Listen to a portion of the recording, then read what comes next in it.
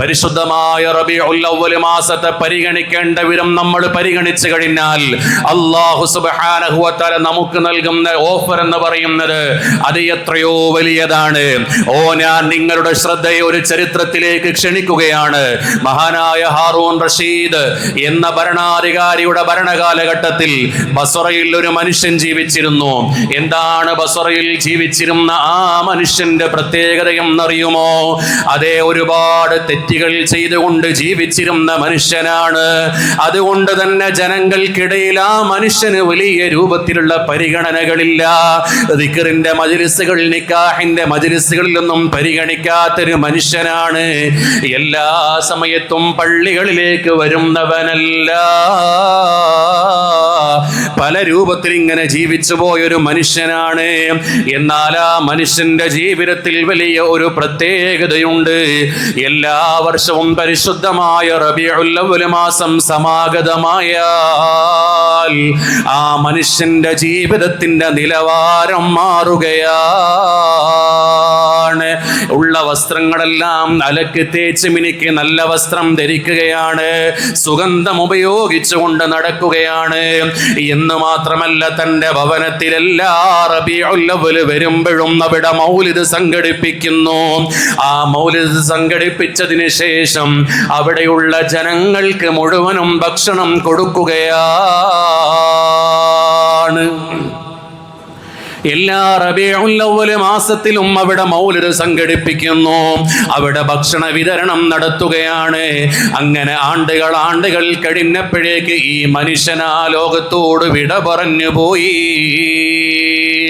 പക്ഷേ ആ മനുഷ്യൻ വിട പറഞ്ഞു പോയ സമയത്ത് കാര്യമായി ആരും പരിഗണിക്കുന്നില്ല. ഒരു സാധാരണ രൂപത്തിൽ ജീവിച്ചൊരു മനുഷ്യനാണല്ലോ, വലിയ രൂപത്തിലുള്ള പരിഗണനകൾ കൊടുക്കേണ്ടതില്ലല്ലോ. അദ്ദേഹത്തിന്റെ ജനാസയെ അനുഗമിക്കാൻ വലിയ രൂപത്തിലുള്ള ആളുകളില്ല. ആ സമയത്ത് ബസറയുടെ ആകാശത്തിൽ നിന്ന് ഒരു അശരീരി കേൾക്കുകയാണ്. ഉഹ്ളുറൂ യാ അഹ്ലൽ ബസറ, ഓ ബസറക്കാരെ സന്നിഹിതരാകണേ, ഓ ബസറക്കാരെ നിങ്ങളൊന്ന് ഒരുമിച്ച് കൂടണേ.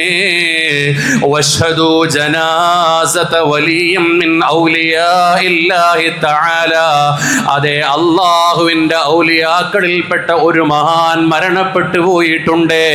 അതുകൊണ്ട് ആ മനുഷ്യന്റെ ഔലിയാഇന്റെ ജനാസയെ അനുഗമിക്കുന്നതിന് വേണ്ടി, അതിന് സാക്ഷ്യം വഹിക്കുന്നതിന് വേണ്ടി നിങ്ങളെല്ലാവരും ഒരുമിച്ച് കൂടണേ.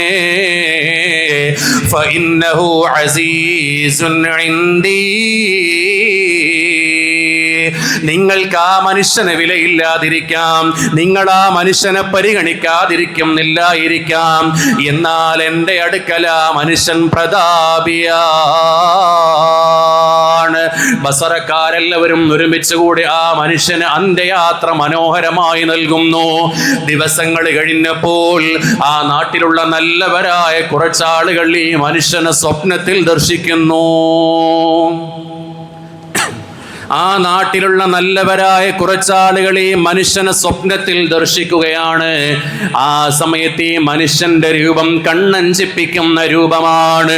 സ്വർഗീയ ലിബാസേന്തി, സ്വർഗീയ സുഗന്ധത്തിന്റെ അകമ്പടിയോടുകൂടെ ആ മനുഷ്യൻ ഇങ്ങനെ വിരാജിക്കുന്നത് കണ്ടപ്പോൾ ഈ മനുഷ്യർ ചോദിക്കുന്നു, ബിമനിൽ തഹാദിഹിൽ ഫളീല, ദുനിയാവിൽ വലിയ സ്ഥാനങ്ങളൊന്നുമില്ലാതെ നടന്ന നിങ്ങൾ എങ്ങനെയാണ് സ്വർഗീയ ലിബാസണിനെ കൊണ്ട് നടക്കുന്നത് എന്ന് ചോദിച്ചപ്പോൾ അവിടുത്തെ മറുപടിയാണ്, ബിതഅലീമി മൗലിദിൻ നബി സ്വല്ലല്ലാഹു അലൈഹി വസല്ലം.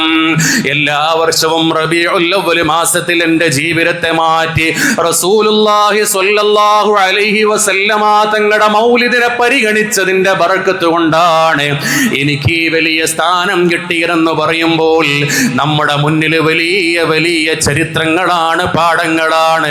ജീവിതത്തിൽ അല്ലാഹുവിന്റെ തൃപ്തി വേണോ? റസൂലുള്ള ഇല്ലാതെ കഴിയൂല. ആ തൃപ്തി ലഭിക്കാനുള്ള മാസമാണ് ബിശഹരി റബീഉൽ അവ്വൽ. അതുകൊണ്ട് റബീഉൽ അവ്വൽ മാസത്തിൽ മൗലിദുകളെ കൊണ്ട് അനുഗ്രഹീതമായി ആ മാസത്തെ അല്ലാഹുവിലേക്ക് അർപ്പിക്കണേ. നമ്മുടെ വീടുകളിലെല്ലാം മൗലിദ് നടക്കണം. പള്ളികളിൽ മൗലിദ് അടക്കം ശരിയാണ്, വീടുകളിൽ മൗലിദ് നടത്താൻ പറ്റണം, എല്ലാ ദിവസവും നടത്തണം. ഏതെങ്കിലും ഒരു ദിവസം കുടുംബത്തിലെ വളരെ അടുത്ത ആളുകളെ വിളിച്ചുകൊണ്ട് റസൂലുള്ളാഹി സ്വല്ലല്ലാഹു അലൈഹി വസല്ലം തങ്ങൾക്ക് വേണ്ടി ഒരു മൗലിദ്, അതിൽ പ്രത്യേകം പരിഗണിച്ചുകൊണ്ട് ഭക്ഷണം തയ്യാറാക്കി ആ ഭക്ഷണം പാകം ചെയ്തു കൊടുക്കുക. വലിയ സദസ്സ് ഒരുക്കാൻ കഴിയുന്നവർ അങ്ങനെ ഒരുക്കുക. അല്ലാത്ത ആളുകൾ അവരുടെ സാമ്പത്തിക സ്ഥിതിക്കനുസരിച്ചൊരു സദസ്സ് ഒരുക്കുക. എങ്ങനെയാണെങ്കിലും മറ്റുള്ള മാസങ്ങളെക്കാൾ റബീഉൽ അവ്വൽ മാസത്തെ പരിഗണിച്ചവരാണ് നമ്മൾ. ഇന്ന് റബീഉൽ അവ്വൽ കഴിയുമ്പോൾ നമ്മുടെ മനസ്സിലും അള്ളാഹുവിൻ്റെ ഏടുകളിലും നമുക്കൊരു സ്ഥാനം കിട്ടണം. അള്ളാഹു തആല തൗഫീഖ് നൽകി അനുഗ്രഹിക്കുമാറാകട്ടെ.